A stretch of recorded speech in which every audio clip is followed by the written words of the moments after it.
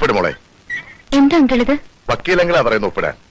എന്റെ മോഹൻദാസിന്റെ മക്കൾക്ക് മനസമാധാനമായിട്ട് ഇവിടെ ജീവിക്കാൻ പറ്റുമെന്ന് എനിക്കറിയണം. മോളിൽ ഒപ്പിട്. ഇതിലെന്താ? വളരെ ചെറിയൊരു പോലീസ് കംപ്ലൈന്റ് ആണ്. ചെവി അറിയാതെ അമ്മാവനെയും അമ്മാവിയെയും പോലീസ് ഇവിടെ വന്ന് പൊക്കിക്കോളൂ. അത് ഞങ്ങൾ കംപ്ലൈന്റ് കൊടുത്തതാണെന്ന് അവരറിയില്ല അങ്കിൾ. ഇല്ലല്ലോ, ഈ പെറ്റീഷൻ ഇവിടുത്തെ സർക്കിളിനെ ഒന്ന് കാണിക്കുകയുള്ളൂ, ഒരു വിശ്വാസത്തിന്. പിന്നെ അടിയോടി അടിയന്തിരമായ ഡ്യൂട്ടിയിൽ ജോയിൻ ചെയ്യണമെന്ന് പറഞ്ഞ് അയാളുടെ സ്റ്റേഷനിൽ ടെലഗ്രാമിൽ. അതൊക്കെ വക്കീലങ്ങൾ നോക്കിയോളാം. മോളിൽ ഒപ്പിട്ടേ. എങ്കിൽ കൂട്ടത്തിൽ ആ ബാബുരാജിനെയും ഇവിടുന്ന് ഇറക്കി വിടാം അങ്കിൾ. അത് മോനെ വേറെ പ്രശ്നമുണ്ട്. പ്രശ്നം എന്ന് പറയുന്നതല്ലാതെ എന്താ പ്രശ്നമെന്ന് അങ്കിൾ പറയുന്നില്ലല്ലോ. അയാൾ ആരാ അങ്കിൾ? ഡാഡിയായിട്ട് അയാൾക്ക് എന്താ ബന്ധം? പരിചയമില്ലാത്ത ഒരാൾ വീട്ടിനകത്ത് കിടന്നിങ്ങനെ കറങ്ങുന്നത് വല്ലാത്ത ഡിസ്റ്റർബൻസ് ആണ് അങ്കിൾ. യഥാർത്ഥ സത്യം ഞാൻ പറഞ്ഞേക്കാം. മോളിങ് വാ. നിങ്ങൾ വേണ്ട, ഞാൻ പറഞ്ഞുതരാം. അല്ലെങ്കിൽ എല്ലാരും കേട്ടോളൂ. എന്തായാലും ഒരു ദിവസം നിങ്ങളെല്ലാം അറിഞ്ഞിരിക്കേണ്ടതല്ലേ. എന്റെ പൊന്നുകുട്ടികളെ, നിങ്ങൾ ആരും അറിയാത്ത ഒരു ഭയങ്കര സത്യം ഞാൻ പുറത്തുവിടുകയാണ്. നിങ്ങളുടെ അച്ഛൻ മോഹൻദാസിന്റെ ഒരു കിഡ്നി ഡാമേജ് ആയതും അത് മാറ്റിവെച്ചതും നിങ്ങൾ അറിഞ്ഞിട്ടില്ല എന്നെനിക്കറിയാം. ശ്രീദേവിയും നിങ്ങളും ഭയപ്പെടുമെന്ന് കരുതി മോഹൻദാസ് പറയാതിരുന്നതാ. കോഴിക്കോട് വെച്ചായിരുന്നു ട്രാൻസ്പ്ലാന്റിംഗ്. മരിച്ചു പോകുമെന്ന നിലയായിരുന്നു. അനാഥനായ ഈ ബാബുരാജ് ഒരു ചില്ലി കാശ് പോലും വാങ്ങാതെ അയാളുടെ ഒരു കിഡ്നി മോഹൻദാസിന് കൊടുത്തു. പക്ഷേ മോഹൻദാസ് അഭിമാനിയായിരുന്നല്ലോ. അയാൾ അന്നേ മനസ്സിലെന്തോ കണ്ടിരുന്നു. അനാഥനായ ബാബുരാജിനെ മോഹൻദാസ് പഠിപ്പിച്ചു, ബാംഗ്ലൂരിൽ ഒരു ജോലി വാങ്ങിക്കൊടുത്തു. ഇനിയാണ് ശരിക്കുള്ള സത്യം ഞാൻ പറയാൻ പോകുന്നത്. തന്റെ മകൾ മീരയെ ബാബുരാജിനെ കൊണ്ട് കല്യാണം കഴിപ്പിക്കണമെന്നായിരുന്നു മോഹൻദാസിന്റെ ഉദ്ദേശം. സരൽ സ്വഭാവിയായ ബാബുരാജാണ് തന്റെ മകളെ കെട്ടുക എന്ന് മോഹൻദാസ് എന്നോട് പറഞ്ഞിരുന്നു. ബാബുരാജിനും അതറിയാം. പാവം മോഹൻദാസ് ആഗ്രഹം സാധിക്കാതെ അവൻ ഈ ലോകത്തു നിന്നും പോയി. മീര ചേച്ചിയെ കെട്ടാൻ ഡാഡി ഇതുപോലെ ഒരാളെ കണ്ടുപിടിക്കുമെന്ന് വിശ്വസിക്കാൻ വയ്യങ്കിൾ. വെറും കറമ്പൻ, പൊക്കമില്ല, കാണാനും ഭംഗിയില്ല, സ്മാർട്ട്നെസ് 1% പോലും ഇല്ല. അങ്കിള് പറ, അയാൾ ചേച്ചിക്ക് മാച്ചാണോ?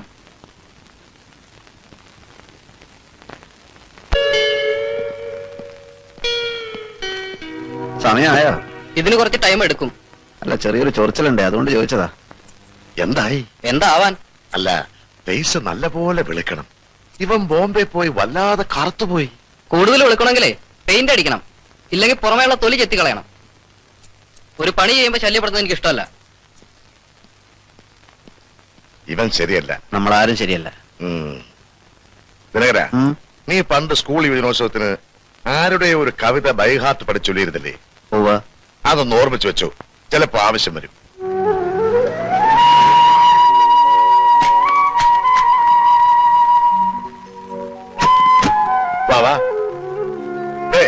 കണ്ടോ, മഹാത്ഭുതം കണ്ടോ? അത്ഭുതമൊന്നും കാണുന്നില്ലല്ലോ. ഉണ്ട്. മൂടിയാണ്, സ്മാർട്ടല്ല, കറമ്പരാണ് എന്നൊക്കെ നിങ്ങൾ പറഞ്ഞ ബാബുരാജിനെ കണ്ടോ?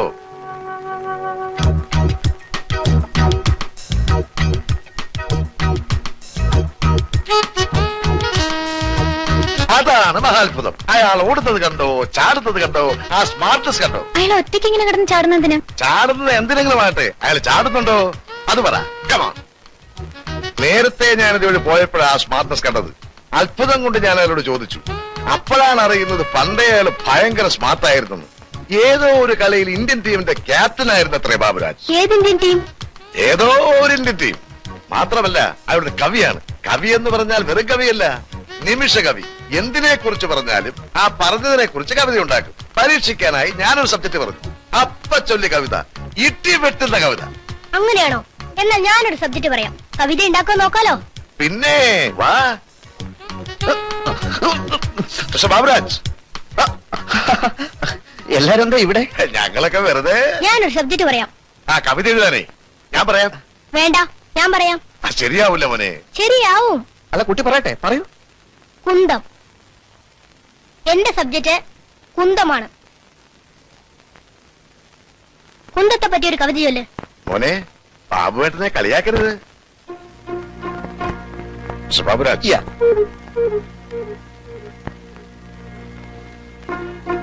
രണ്ട് പൂവിതൾ, പിന്നെ കുങ്കുമം, പൂഞ്ചിറക്, ഇതെല്ലാം കൂടെ ചേർത്തിട്ട് ഒരു കവിത ഉണ്ടാക്കി.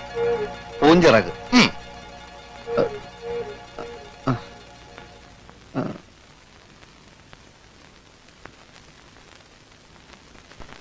അയാൾ ഇത്ര കഷ്ടപ്പെട്ട് പാടിയത് എന്തിനാണെന്ന് എത്ര ആലോചിച്ചിട്ടും മനസ്സിലാവുന്നില്ല. വക്കീലങ്ങൾ എന്തിനാ അയാളെ പാടാൻ നിർബന്ധിച്ചത്? രണ്ടും വട്ടി കേസ് തന്നെ. ഡാഡി അയാൾക്ക് വാക്ക് കൊടുത്തിരിക്കോ? എന്തു വാക്ക്?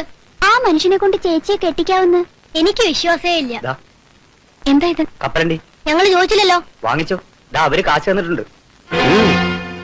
അവർക്കെന്നെ കൊണ്ടേ കൊടുത്തോ? വാങ്ങിച്ചോ കൂട്ടാ. ഞങ്ങൾക്ക് വേണമെങ്കിലേ ഞങ്ങൾക്കറിയാം വാങ്ങിക്കാൻ. ചെറുക്കറ്റ് മൂപ്പാണല്ലോ. നമുക്ക് പോവാം. പേടിച്ചിട്ടോ? ഈ ബീച്ച് ആരുടെ സ്വന്തമൊന്നുമല്ലല്ലോ. ഇതുപോലെ രസംപൊല്ലി പിള്ളേരെ കൊണ്ട് ബീച്ചിൽ വരാൻ പാടുണ്ടോ മോളെ? ആരാ എന്നെ എറിഞ്ഞത്? എറിഞ്ഞോ? ആര്? നിങ്ങൾ എന്താ ചെയ്തേ? ചേടാ, ഈ പൊടിക്കുപ്പി പോലത്തെ ചെറുക്കന്റെ ഭാവം കണ്ടില്ലേ? നീ പോടാ. നീ പോടാ അവിടുന്ന്.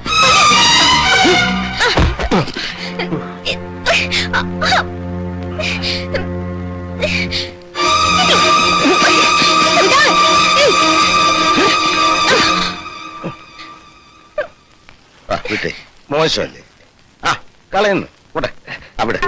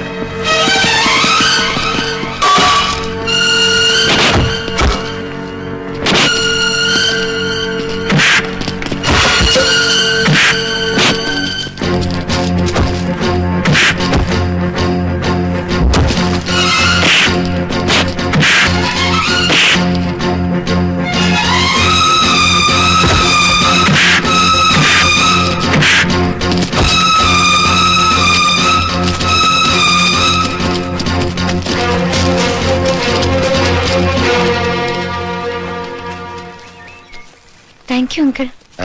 Wonderful uncle. ഇതാ അങ്കിളുടെ ബാഗ്. ദൈവമാണ് അങ്കിളിനെ ഇപ്പൊ ഇവിടെ വരുത്തിയത്. ഇതുപോലുള്ള സ്ഥലത്ത് നിങ്ങൾ കുട്ടികൾ ഒറ്റയ്ക്ക് വന്ന് നിൽക്കരുത്. അട്ടാ പകലല്ലേ അങ്കിൾ? നീചന്മാർക്ക് രാത്രിയൊന്നും പകലൊന്നും ഇല്ല. പോയിക്കോ, ഇവിടെ നിൽക്കണ്ട. അങ്കിൾ എവിടുന്ന് പ്രത്യക്ഷപ്പെട്ടു?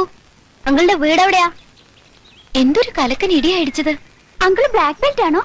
അല്ല, ഹ്യൂമൻ ബെൽറ്റാ. ഞാൻ ഇപ്പൊ ഇടിച്ച ഇടി കൈകൊണ്ടല്ല, മനസ്സുകൊണ്ടാ. മനസ്സോടെ ഇടിക്കാനോ? ആ, അതിന് മനസ്സിടി എന്ന് പറയും.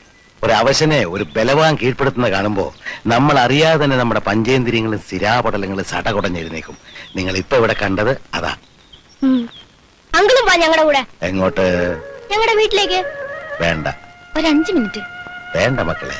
എങ്കിൽ ഞങ്ങൾ അങ്കിളിന്റെ വീട്ടിലേക്ക് വരാം. ഞാൻ വീട്ടിലേക്കല്ല. പിന്നെ? ഞാനൊരു ദേശാടനക്കാരനാണ് കുട്ടികളെ. ക്ഷേത്രങ്ങളും പുണ്യസ്ഥലങ്ങളും ഒക്കെ സന്ദർശിക്കാൻ ഇങ്ങനെ ഇറങ്ങി തിരിച്ചിരിക്കുകയാണ്. അങ്കിൾ ഇപ്പൊ ഈ നാട്ടുകാരനല്ലേ?